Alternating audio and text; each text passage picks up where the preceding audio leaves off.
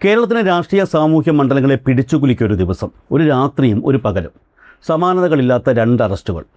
രാവിലെ അർജുൻ ആയങ്കി പോലീസ് പിടിയിലായപ്പോൾ അന്ന് വൈകുന്നേരം തന്നെ TG മോഹൻദാസും അറസ്റ്റിലാകുന്നു. ഈ സംഭവ വികാസങ്ങൾക്ക് പിന്നാലെ സോഷ്യൽ മീഡിയ ഒന്നടങ്കം ചോദിച്ചൊരു ചോദ്യമുണ്ട്. അർജുൻ ആയങ്കിയെ അറസ്റ്റ് ചെയ്തതുകൊണ്ട് മാത്രമാണോ അന്ന് വൈകുന്നേരം TG മോഹൻദാസിനെയും പോലീസ് അകത്താക്കിയത്? കേൾക്കുമ്പോൾ ലളിതമെന്ന് തോന്നാവുന്ന ഈ ചോദ്യത്തിന് പിന്നിൽ വലിയൊരു രാഷ്ട്രീയ യാഥാർത്ഥ്യമുണ്ട്. ഇവർ രണ്ടുപേരും ചെയ്ത കുറ്റകൃത്യങ്ങളുടെ വ്യാപ്തി നമ്മളൊന്ന് തുലാസിൽ വച്ച് അളന്നു നോക്കേണ്ടതുണ്ട്. അർജുൻ ആയങ്കി വെല്ലുവിളിച്ചത് ഈ നാട്ടിലെ നിയമവ്യവസ്ഥയാണെങ്കിൽ TG മോഹൻദാസ് വെല്ലുവിളിച്ചത് നമ്മുടെ ജനാധിപത്യത്തെയും മനുഷ്യത്വത്തെയും തന്നെയാണ്. ജന്തർ മന്ദിറിൽ സമാധാനപരമായി സമരം ചെയ്ത വിദ്യാർത്ഥികളെ വെടിവെച്ചു കൊല്ലണമെന്നും അവരുടെ മൃതദേഹങ്ങൾ ആശുപത്രികളിൽ കൂട്ടിയിടണമെന്നും ആക്രോശിച്ച സമരമുഖത്തെ സ്ത്രീകളെ അങ്ങേയറ്റം മോശമായി ചിത്രീകരിച്ച ആ വാക്കുകൾ ഓർത്തു നോക്കൂ. ഒരു സാധാരണ ക്രിമിനൽ കുറ്റത്തേക്കാൾ എത്രയോ മടങ്ങ് ക്രൂരവും പൈശാചികവുമാണ് ആ ഫാസിസ്റ്റ് ചിന്താഗതി. അർജുൻ ആയങ്കി ഇടതുപക്ഷ അനുഭാവമുള്ള വ്യക്തി ആയതുകൊണ്ട് തന്നെ പുള്ളിയുടെ അറസ്റ്റിനെ കോൺഗ്രസ് BJP അണികൾ ഒന്നുപോലെ സ്വാഗതം ചെയ്യുന്നുണ്ട്. എന്നാൽ അറസ്റ്റിന് ശേഷവും തരിമ്പും താഴാൻ ഉദ്ദേശമില്ല എന്ന തരത്തിലാണ് അർജുൻ ആയങ്കിയുടെ പ്രതികരണവും ചെയ്തികളും. ഈ സാഹചര്യത്തിലാണ് സമൂഹ മാധ്യമങ്ങളിൽ സ്വാഭാവികമായി ഒരു തമാശ ചോദ്യം ഉയരുന്നത്. TG മോഹൻദാസിനെ അറസ്റ്റ് ചെയ്യാൻ വേണ്ടി അർജുൻ ആയങ്കി കളിച്ച നാടകമാണോ ഇതെന്ന്. തമാശയാണ് കേട്ടോ. അർജുൻ ആയങ്കിയെ അറസ്റ്റ് ചെയ്യുന്നതിന് മുൻപ് TG മോഹൻദാസിനെ അറസ്റ്റ് ചെയ്യാൻ സാഹചര്യമുണ്ടായിട്ടും പോലീസ് എന്തുകൊണ്ട് ചെയ്തില്ല എന്ന ചോദ്യം സമൂഹ മാധ്യമങ്ങളിൽ ഉയരുന്നതിന് അനുബന്ധമായിട്ടാണ് ഈ തമാശ ചോദ്യവും ഉയരുന്നത്. ഈ രണ്ട് അറസ്റ്റുകളെയും നമ്മൾ എങ്ങനെയാണ് നോക്കിക്കാണേണ്ടത്? കുറ്റവാളികളിൽ ഒന്നാമൻ ആരാണ്? കേവലം നിയമം ലംഘിച്ചവനോ അതോ പരസ്യമായി കൊലവിളി നടത്തിയവനോ? ഈ ചോദ്യങ്ങൾക്കുള്ള കൃത്യവും മൂർച്ചയേറിയതുമായ മറുപടി മീറ്റ് ദ എഡിറ്റേഴ്സ് എന്ന പരിപാടിയിലൂടെ മാധ്യമപ്രവർത്തകൻ അരുൺകുമാർ നൽകുന്നുണ്ട്. അർജുൻ ആയങ്കിയുടെ ഏറ്റവും ഒടുവിലത്തെ ഇൻസ്റ്റാഗ്രാം ഫോളോവേഴ്സിൻ്റെ എണ്ണം 1,29,000 അല്ലേ, 129K ആണ്. അത് 80Kയിൽ നിന്നാണ് 129Kയിലേക്ക് ഒരൊറ്റ ദിവസം കൊണ്ട് കുതിച്ചു ചാടിയത്. ആ ഇൻസ്റ്റാഗ്രാമിൽ പറയുന്നൊരു വാചകം ഇങ്ങനെയാണ്: everything happens for a reason എന്നാണ്. യഥാർത്ഥത്തിൽ ഇന്ന് TG മോഹൻദാസിൻ്റെ അറസ്റ്റ് 11ാമത്തെ ദിവസം നടന്നത് ആയങ്കിയുടെ അറസ്റ്റ് നടന്നതുകൊണ്ടാണ്. Everything happens for a reason എന്നാണ് ഞാൻ വിശ്വസിക്കുന്നത്. കാരണം കഴിഞ്ഞ 10 ദിവസവും TG മോഹൻദാസിനെതിരെ അറസ്റ്റ് ചെയ്യേണ്ടാത്ത പോലീസിന് വളരെ പെട്ടെന്ന് TG മോഹൻദാസിനെ അറസ്റ്റ് ചെയ്യാൻ തോന്നുന്നുണ്ട്. കാരണം ആയങ്കിയെ പിടിച്ച് അകത്തിട്ടു. സ്വാഭാവികമായ ചോദ്യം വരും, ആയങ്കിയാണോ TG മോഹൻദാസ് ആണോ സമൂഹത്തിൽ ഏറ്റവും വിഷലിപ്തമായ ജീവി എന്നൊരു കമ്പാരിസൺ ചോദ്യം വരും. അവിടെയാണ് അർജുൻ ആയങ്കിയുമായി ബന്ധപ്പെട്ട് ഒരു പൊതുബോധം സൃഷ്ടിക്കപ്പെട്ടിട്ടുണ്ട്. ആ പൊതുബോധത്തിൽ ചില ഭാഗങ്ങളൊക്കെ ശരിയാണ്, എന്നാൽ ചില ഭാഗങ്ങൾ പർവ്വതീകരിച്ചതുമാണ്. അർജുൻ ആയങ്കിയെ ഒട്ടും ന്യായീകരിക്കുന്ന ആളല്ല ഞാൻ. കാരണം അയാൾ സ്വർണ്ണക്കടത്തുമായി ബന്ധപ്പെട്ട്, സ്വർണം പൊട്ടിക്കലുമായി ബന്ധപ്പെട്ട് പ്രതിയായ നിമിഷം മുതൽ പാർട്ടിയുമായോ DYFIയുമായോ ഒരു ബന്ധവുമില്ല. 3 കാര്യങ്ങൾ ഫാക്ച്വലായി പറയട്ടെ. 1, അർജുൻ ആയങ്കി CPMൻ്റെ ഒരു ഔദ്യോഗിക മെമ്പർ ആയിരുന്നില്ല. 2, CPMൻ്റെ ഒരു അനുഭാവ ഗ്രൂപ്പുകളിലും അർജുൻ ആയങ്കി ഉണ്ടായിരുന്നില്ല. DYFIയുടെ അഴീക്കൽ മേഖലാ കമ്മിറ്റിയിലെ ഒരു സാധാരണ അംഗം മാത്രമായിരുന്നു 2021 വരെ മാത്രം. അതിനുശേഷം ഈ സ്വർണ്ണം പൊട്ടിക്കൽ കേസ് വരുന്നതോടുകൂടി പൂർണ്ണമായും പാർട്ടിയിൽ നിന്ന്, അതായത് സംഘടനാ പ്രവർത്തനത്തിൽ നിന്ന് അർജുൻ ആയങ്കിയെ മാറ്റി നിർത്തുന്നു, പുറത്താക്കുന്നു, സംഘടനയുമായി ഒരു ബന്ധവുമില്ല എന്ന് പറയുന്നു. അതിനുശേഷം അർജുൻ ആയങ്കി CPMൻ്റെയോ DYFIയുടെയോ ഏതെങ്കിലും പാർട്ടി ഫോറങ്ങളിൽ വന്നിട്ടില്ല, ഏതെങ്കിലും തരത്തിലുള്ള ചുമതലകൾ വഹിച്ചിട്ടുമില്ല. ഇതാണ് ഒരു ഫാക്ട്. രണ്ടാമത്തെ കാര്യം, അർജുൻ ആയങ്കി ഏറ്റവും കൂടുതൽ കേസ് നേരിട്ടത് പിണറായി വിജയൻ സർക്കാരിൻ്റെ കാലത്താണ്. 2023 വരെ ആകുമ്പോഴേക്കും പല കേസുകളും ഉണ്ടായിരുന്നു. ഇപ്പോൾ 4 കേസുകളാണ് അർജുൻ ആയങ്കിക്ക് ഇപ്പോൾ എടുത്തിരിക്കുന്ന കേസുകൾക്ക് മുമ്പ് ഉണ്ടായിരുന്നത്. അതായത് UDF സർക്കാർ അധികാരത്തിൽ വരുന്നതിന് മുമ്പ് 4 കേസുകളാണ് അർജുൻ ആയങ്കിക്കെതിരെ ഉണ്ടായിരുന്നത്. എന്നാൽ ഈ കോതമംഗലം കേസ് മുതൽ ഇങ്ങോട്ട് അർജുൻ ആയങ്കി സ്ഥിരമായി പറഞ്ഞുകൊണ്ടിരിക്കുന്ന 2 കാര്യങ്ങളുണ്ട്. അത് ആഭ്യന്തര വകുപ്പ് അന്വേഷിക്കാൻ തയ്യാറാകണം എന്നാണ് അർജുൻ ആയങ്കി പറയുന്നത്. കോതമംഗലത്തെ കേസ് എന്താ? കോതമംഗലത്തെ കേസിൽ അർജുൻ ആയങ്കി പറയുന്നത്, കോതമംഗലത്ത് ഒരു സുഹൃത്തിൻ്റെ പിറന്നാൾ ആഘോഷത്തിന് പോകുമ്പോൾ അവിടേക്ക് പോലീസ് കടന്നു വന്ന് തങ്ങളെ പിടിച്ചുകൊണ്ട് പോയി സംഘടിത കുറ്റകൃത്യത്തിന് കേസെടുത്തു എന്നാണ്. പക്ഷേ എന്താണ് കേസ് എന്നതിൽ വ്യക്തമായി പറയുന്നില്ല. ആ കേസുമായി ബന്ധപ്പെട്ട് മുൻകൂർ ജാമ്യം നിഷേധിക്കപ്പെട്ട് വരുമ്പോഴാണ് ആ CI പ്രശാന്തനെതിരെ അർജുൻ ആയങ്കി ഒരു പോസ്റ്റ് ഇടുന്നത്, ഭീഷണിപ്പെടുത്തിക്കൊണ്ടുള്ള പോസ്റ്റ്.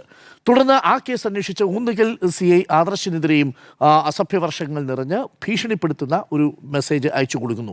അപ്പോൾ 2 കേസുകളായി മാറുന്നു. പിന്നീട് ആഭ്യന്തര വകുപ്പ് മന്ത്രിയെ ചോദ്യം ചെയ്തുകൊണ്ട് മറ്റൊരു പോസ്റ്റ് ഇടുന്നു. അപ്പം അതും 3ാമത്തെ കേസിൻ്റെ കാരണമാകുന്നു. മുഖ്യമന്ത്രിയെ വിമർശിച്ചു അല്ലെങ്കിൽ മുഖ്യമന്ത്രിയെ കളിയാക്കി എന്ന മട്ടിലൊരു കേസ് വരുന്നു. അത് 4ാമത്തെ കേസാവുന്നു. ഇത്രയുമാണ് കേസുകളുള്ളത്. നിങ്ങൾ അർജുൻ അയങ്കിയുടെ പേരിൽ ഇപ്പോൾ ചാർത്തപ്പെട്ട കേസും മറുഭാഗത്ത് TG മോഹൻദാസിൻ്റെ പേരിൽ ചാർത്തപ്പെട്ട കേസും തമ്മിൽ ഒന്ന് തുലനം ചെയ്തു നോക്കൂ. ഏതാണ് ഏറ്റവും അപകടകരമെന്ന് നിങ്ങൾക്ക് തോന്നുക? ഏറ്റവും അപകടകരം എന്താണ്? TG മോഹൻദാസിൻ്റെ പേരിലുള്ള ഇപ്പോൾ നിലവിൽ ചാർത്തപ്പെട്ടിരിക്കുന്നത് BNS 192, BNS 353, KP ആക്ട് 120, അതേപോലെ IT ആക്ട് 66 എന്നിവയാണ് ചുമത്തിയിരിക്കുന്നത്. നേരത്തെ മാധു പറഞ്ഞതുപോലെ ഇതിലും ഗുരുതരമായൊരു കാര്യം ഈ TG മോഹൻദാസ് പറഞ്ഞിട്ടുണ്ട്. ഈ കോക്രോച്ച് ജനതാ പാർട്ടിയുടെ പ്രതിഷേധ സമരത്തിൽ പങ്കെടുത്തവരും മതേതരവാദികളായിട്ടുള്ള മനുഷ്യരും പ്രതിഷേധിക്കുന്ന പെൺകുട്ടികളുമെല്ലാം കൂട്ടബലാത്സംഗ പ്രിയരാണ് എന്നാണ് പറഞ്ഞിരിക്കുന്നത്. കൂട്ടബലാത്സംഗം ആസ്വദിക്കുന്നവരാണ്, അതുകൊണ്ട് അവരാരും പരാതി കൊടുക്കില്ല എന്നുള്ളതാണ്.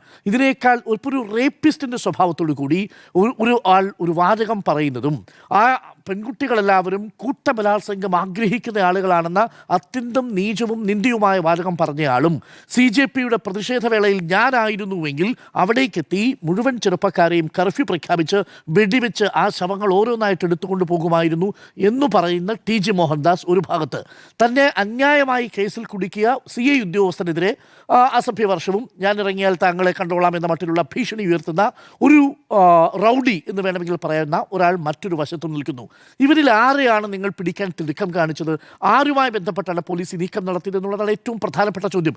ഞാൻ നിശ്ചയമായും പറയുന്നു, അർജുൻ അയങ്കി പിടിച്ചതിന് പോലീസിന് ഒരു വലിയ ക്രെഡിറ്റും സല്യൂട്ടും തന്നെയുണ്ട്. കാരണം അർജുൻ അയങ്കി ഇതുവഴി ചെയ്യാൻ ശ്രമിച്ചത്, അർജുൻ അയങ്കി വെല്ലുവിളിച്ചത് പോലീസിനെ മാത്രമല്ല, കേരളത്തിൻ്റെ പൊതുസുരക്ഷയാണ്, പൊതുസമൂഹത്തെയാണ്. നമ്മൾ ആരും ചെയ്യാൻ പാടില്ലാത്ത ഒന്നാണ്. എന്നാൽ മറുഭാഗത്ത് 11 ദിവസം എന്തുകൊണ്ട് TG മോഹൻദാസിനെ തൊടാൻ വൈകി എന്നുള്ള വളരെ വളരെ പ്രസക്തമായ ചോദ്യമുണ്ട്. അപ്പോൾ എനിക്ക് ആദ്യമേ പറയാനുള്ളത് തന്നെയാണ്, വസ്തുതകളുടെ അടിസ്ഥാനത്തിൽ നോക്കിയാൽ പൊതുബോധ നിർമ്മിതിയിൽ TG മോഹൻദാസിനേക്കാൾ വലിയ അപകടകരമായ വ്യക്തിയായിട്ട് അർജുൻ അയങ്കി മാറുന്നു. ഓർമ്മിക്കണം, ഈ 2020 ഈ കേസ് വരുന്നതുവരെ മറ്റ് 4 കേസുകൾ മാത്രമേ ഉണ്ടായിരുന്നുള്ളൂ ഈ അർജുൻ അയങ്കിക്ക്. പക്ഷേ അതിലുണ്ടായിരുന്ന ഗൗരവമേറിയ ഒരു കേസ് എന്ന് പറയുന്നത് സ്വർണം പൊട്ടിക്കൽ കേസാണ്. ആ കേസോടുകൂടിയാണ് സംഘടനയുമായിട്ടുള്ള ബന്ധം വിച്ഛേദിക്കപ്പെടുന്നതും. എങ്ങനെയാണ് ഇയാളൊരു CPM പ്രൊഫൈൽ ഇയാൾക്ക് ലഭിക്കുന്നത്? ഞാൻ മനസ്സിലാക്കുന്നത് ജില്ലാ കമ്മിറ്റി 2021 തെരഞ്ഞെടുപ്പിന് സമയത്ത് സൈബർ പ്രചരണത്തിന് വേണ്ടിയിട്ട് റിക്രൂട്ട് ചെയ്യപ്പെട്ട DYFI പ്രവർത്തകർ ഒരാളായിരുന്നു ഇയാൾ. ആ പഴുതുപയോഗിച്ചുകൊണ്ടാണ് ചില നേതാക്കളുടെയൊക്കെ ഗുഡ് ലിസ്റ്റിൽ ഇടം പിടിക്കുകയും പിന്നീട് ആ രീതിയിൽ പരസ്പരം മല്ലയുദ്ധം നടത്തുന്ന സൈബർ പോരാളിയായിട്ട് മാറുകയും ചെയ്തത്. അങ്ങനെയുള്ള നിരവധി ആളുകൾ ഇപ്പോഴുണ്ട്. ഇന്നിപ്പോൾ അർജുൻ അയങ്കിയുമായി ബന്ധപ്പെട്ട് പോസ്റ്റ് ഇട്ടിരിക്കുന്ന ഒരു നേതാവിൻ്റെ പേര് നിഖിൽ പൈലി എന്നാണ്. നിഖിൽ പൈലി ഒരു കുത്തുകേസിലെ പ്രതിയാണ്, ഒരു കൊലപാതക കേസിലെ പ്രതിയാണ്. ധീരജിൻ്റെ ചങ്കിലേക്ക് കത്തികുത്തി കയറ്റിയ കേസിലെ പ്രതിയായ ധീരജ് ഇന്നിപ്പോൾ DCC അംഗമാണ്. ഇടുക്കിയിലെ DCC അംഗമായി ഈ പൈലിയെ, ധീരജ് വധക്കേസിലെ പ്രതി നിഖിൽ പൈലിയെ DCCയുടെ അംഗമായിട്ട് തിരഞ്ഞെടുത്തിരിക്കുന്നു. ഈ അർജുൻ അയങ്കി 2021 ശേഷം 23 ശേഷം ഒരു സംഘടനയിലോ CPMൻ്റെ ഒരു ഔദ്യോഗികമായ ഭാഗത്തോ പങ്കെടുപ്പിച്ചിട്ടില്ല എന്നുള്ളതാണ്. അപ്പോൾ കൊലപാതക കേസിലെ പ്രതിയായ നിഖിൽ പൈലി DCC അംഗമാണ് എന്ന് ഓർമ്മിക്കണം. മാത്രമല്ല, ആഭ്യന്തര വകുപ്പിൽ 3 ലൈംഗിക കേസുകളുമായി ബന്ധപ്പെട്ട് ജയിലിലടയ്ക്കപ്പെട്ട ഒരു മുൻ MLA, യുവാവായ ഒരു കോൺഗ്രസ് നേതാവ്, കോൺഗ്രസ് തന്നെ പുറത്താക്കിയ ഒരു നേതാവ് ആഭ്യന്തര വകുപ്പിൽ കയറിയിട്ടുണ്ട്. ആഭ്യന്തര വകുപ്പുമായി ബന്ധപ്പെട്ട് ചില കാര്യങ്ങൾ നീക്കുന്നുണ്ടെന്ന മറ്റുള്ള ചില പ്രചരണങ്ങളൊക്കെ നടക്കുന്നുണ്ട്. അയാൾ ആഭ്യന്തര വകുപ്പിൻ്റെ ഓഫീസിലെത്തി എന്നുള്ളത് സോഷ്യൽ മീഡിയയിലൂടെ അറിയാൻ സാധിച്ചു. ഇപ്പോഴും ആഭ്യന്തര വകുപ്പിലെ പേഴ്സണൽ സ്റ്റാഫിൽപ്പെട്ട ഒരു അംഗം ഈ രാഹുൽ മാങ്കൂട്ടത്തിൽ ചില കമൻറ്റുകളെ മറുപടി നൽകിക്കൊണ്ട് പ്രോത്സാഹനം നൽകുന്നു എന്ന മട്ടിലുള്ള വിമർശനവുമുണ്ട്. ഇത് ആഭ്യന്തര വകുപ്പ് മന്ത്രിയുടെ ശ്രദ്ധയിലേക്ക് വേണ്ടി പറയുന്നുവെന്ന് മാത്രം. ഇത്തരത്തിലൊരു ഒരു ഭാഗം അവിടെ നിൽക്കുന്നുണ്ട്. അതുകൊണ്ട് അർജുൻ അയങ്കി അറസ്റ്റ് ചെയ്തത് നല്ല കാര്യം, TG മോഹൻദാസിനെ 10 ദിവസം അറസ്റ്റ് ചെയ്തതും നല്ല കാര്യം. ഇത് രണ്ടും ചേർന്ന് സൃഷ്ടിക്കുന്നൊരു ബോധമുണ്ട്. ഗുണ്ടകളെ വളരാൻ അനുവദിക്കില്ല. നിങ്ങൾ വർഗീയമായ വിഷജീവികളാണെങ്കിൽ, വർഗീയ വിഷലിപ്തമായിട്ടുള്ള മനുഷ്യരാണ് നിങ്ങളെങ്കിൽ നിങ്ങളെ ഈ സമൂഹത്തിൽ അഴിച്ചുവിടാൻ ഉദ്ദേശിക്കുന്നില്ല എന്ന പോസിറ്റീവ് മെസ്സേജ് നൽകുന്നു എന്നുള്ളതിൽ ഞാൻ ആഭ്യന്തര വകുപ്പിനെ അനുമോദിക്കുകയാണ്. പക്ഷേ അതോടൊപ്പം തന്നെ അത് സെലിബ്രേറ്റ് ചെയ്യുന്ന രീതി, അതിനെ പ്രചരിപ്പിക്കുന്ന രീതിയിലും ഒരു അപകടം സംഭവിച്ചിട്ടുണ്ട് എന്നുള്ളതാണ്. അതുകൂടി ചൂണ്ടിക്കാണിച്ചുകൊണ്ട് ഞാൻ അവസാനിപ്പിക്കാം. ഇത് P. വിജയൻ ഒരു കഴിവുറ്റ ഉദ്യോഗസ്ഥരാണെന്ന കാര്യത്തിൽ സംശയമൊന്നുമില്ല. പക്ഷേ P. വിജയൻ ഇന്ന് പറഞ്ഞു പോകുന്നൊരു വാചകം ഇതാണ്: അർജുൻ അയങ്കിയുടെ പോസ്റ്റിൽ വന്ന് ലൈക്ക് അടിക്കുന്നവരെയും ഞങ്ങൾ നിരീക്ഷിക്കുന്നുണ്ട് എന്നുള്ളതാണ്. അങ്ങനെയാണെങ്കിൽ രാഹുൽ മാങ്കൂട്ടത്തിലിൻ്റെ ഫേസ്ബുക്കിന് കമൻ്റ് അടിക്കുന്നവരെ നിങ്ങൾ നിരീക്ഷിക്കുന്നുണ്ടോ സാർ? TG മോഹൻദാസിൻ്റെ ഈ വിഷലിപ്തമായ കമൻറ്റുകൾ, ഈ വിഷലിപ്തമായിട്ടുള്ള പ്രചരണത്തിന് പിന്നിൽ വന്ന് കമൻറ്റ് ചെയ്യുന്നതും കേട്ടാൽ അറയ്ക്കുന്ന തരത്തിലുള്ള സ്ത്രീ വിരുദ്ധവും മതേതര വിരുദ്ധവുമായിട്ടുള്ള കമൻറ്റുകൾ പറയുന്നവരെ നിരീക്ഷിക്കുന്നുണ്ടോ സാർ? അങ്ങനെ നിരീക്ഷിക്കുന്നില്ലെങ്കിൽ ഈ അർജുൻ ആയങ്കിയുടെ കമൻറ്റുകളെ ഇട്ടിരിക്കുന്ന ആളുകളെ നിരീക്ഷിക്കാൻ പറയാൻ ഒരു അവകാശവുമില്ല. അത് അവരുടെ അവകാശമാണ്. അവർ കമൻ്റ് ഇടുകയോ കമൻ്റ് ഇടാതിരിക്കുകയൊക്കെ ചെയ്യും. അത് അവരുടെ അഭിപ്രായ പ്രകടനമാണ്. പക്ഷേ ആ കുറ്റകൃത്യത്തിൽ പങ്കാളിയാകാത്തിടത്തോളം കാലം അവർ അണ്ടർ സർവൈലൻസിലാണ് എന്നൊരു നിർദ്ദേശം കൊടുക്കാൻ P. വിജയൻ എന്ന് പറയുന്ന ഉദ്യോഗസ്ഥന് കഴിയില്ല. അത് അങ്ങയുടെ ഭാഗത്തുനിന്ന് സംഭവിച്ചിരിക്കുന്ന ഒരുപക്ഷെ ആവേശം കൊണ്ട് പറഞ്ഞു പോയതായിരിക്കാം. ആ ഒരൊറ്റ ആവേശമാണ് ഇന്നിപ്പോൾ ഈ അർജുൻ ആയങ്കിയുടെ ഇൻസ്റ്റാഗ്രാമിലെ ഫോളോവേഴ്സിൻ്റെ എണ്ണം 80,000-ൽ നിന്ന് 1,29,000 ആക്കി മാറ്റിയിരിക്കുന്നത് എന്നുള്ളതാണ്. അതുകൂടി കൂട്ടിച്ചേർത്ത് പറയുന്നു എന്ന് മാത്രം. അപ്പോൾ ക്രിമിനലുകൾ കുരുങ്ങിയോ എന്ന ചോദ്യത്തിന് ക്രിമിനലുകൾ കുരുങ്ങി, അതിൽ ആഭ്യന്തര വകുപ്പിന് കയ്യടിയുണ്ട് എന്ന കാര്യത്തിൽ ഒരു സംശയവുമില്ല. കാരണം ഒരു സിസ്റ്റത്തെയാണ് അർജുൻ ആയങ്കി വെല്ലുവിളിക്കാൻ ശ്രമിച്ചത്. പോലീസിനെ വെല്ലുവിളിക്കുക എന്ന് വെച്ചാൽ നാടിൻ്റെ ക്രമസമാധാന പ്രശ്നത്തെ വെല്ലുവിളിക്കുക എന്നത് തന്നെയാണ്. അത് നിസ്സാരമായി ഞാൻ കണക്കാക്കുന്നില്ല. പാർട്ടിയുമായി ബന്ധമില്ലെന്നവർ പറഞ്ഞു കഴിഞ്ഞിരിക്കുന്നു. ഡോക്ടർ അരുൺകുമാർ, ഇപ്പം സമൂഹ മാധ്യമങ്ങളിലെ ഇടപെടലുകൾ സൂക്ഷ്മമായി നിരീക്ഷിക്കുന്നുണ്ട് എന്നത് അങ്ങ് പറഞ്ഞതുപോലെ നമ്മുടെയൊക്കെ സ്വാതന്ത്ര്യത്തെയും വളരെ മൗലികമായ കാര്യങ്ങളെയും കുറിച്ചുള്ള ഒരു ഇതാണ്. സിസ്റ്റം നമ്മളെ നിരീക്ഷിക്കുന്നു എന്നത് എല്ലാ കാലത്തും നമുക്ക് ബുദ്ധിമുട്ടുള്ള ഒരു കാര്യം തന്നെയാണ്. MR അജിത് കുമാറിന്റെ സമയത്ത് ഉയർത്തപ്പെട്ട ഒരു വിമർശനം എന്ന് പറയുന്നത്, നേരത്തെ ചോദിച്ച എങ്ങനെയാണ് ഒഫീഷ്യൽ കമ്മ്യൂണിക്കേഷൻ അടക്കം പേഴ്സണൽ കമ്മ്യൂണിക്കേഷൻ അടക്കം പോലീസിന് അറിയാവുന്നതെന്ന്. പക്ഷേ അവിടെ ഒരു പ്രശ്നമുണ്ട് ഡോക്ടർ അരുൺകുമാർ. എന്താ അറിയുമോ, ഞാൻ അതിനെ തള്ളിക്കളയുന്നു. ഒരു പ്രശ്നമുണ്ട്. അതായത് ഈ നാട്ടിലെ പോലീസ് മുഴുവൻ വല വിരിച്ച് പരിശോധിച്ചുകൊണ്ട് കിടക്കുകയാണ്. ഇദ്ദേഹത്തിന് കഴിഞ്ഞ ദിവസം മലപ്പുറത്തെത്തി വാഹനം മാറിക്കയറണമെന്ന് തോന്നിയ മൊമെന്റിൽ അവിടെ ഒരു വാഹനം എത്തുകയാണ്. സഞ്ചരിക്കുന്ന വാഹനം മാറിക്കയറണമെന്ന് തോന്നുന്ന മൊമെന്റിൽ അദ്ദേഹത്തിന് അവിടെ ഒരു വാഹനം എത്തുകയാണ്. കണ്ണൂരിൽ അദ്ദേഹം തളിപ്പറമ്പിൽ നിന്ന് പോകാൻ വേണ്ടിയിട്ട് അദ്ദേഹം ഓട്ടോയിൽ കയറി ചെല്ലുന്നു.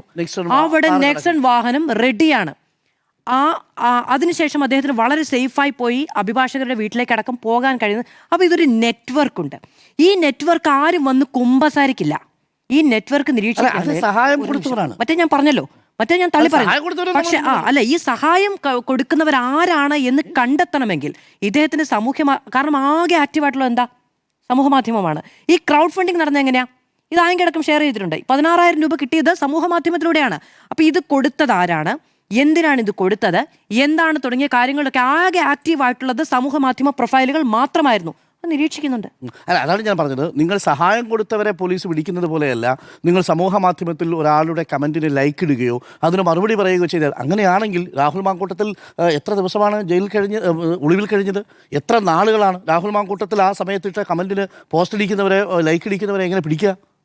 ഞാൻ അത് തള്ളിക്കളഞ്ഞു. പക്ഷേ ഈ ആകെ നിരീക്ഷിക്കാൻ പോലീസിന് മുന്നിൽ ഉണ്ടായിരുന്ന സഹായം നൽകിയവരെ കൃത്യമായി ആരാണോ സഹായം നൽകിയത് അവരെ പോലീസ് പിടിക്കുക, പോലീസ് നിരീക്ഷിക്കുക, അതിലൊന്നും നമുക്ക് തലക്കാനുള്ള കാര്യമില്ല. പക്ഷേ ഇതുകൂടി പറഞ്ഞത് ഇത്തിരി ഓവറായി പോയില്ലേ എന്നതാണ് എൻ്റെ സംശയം.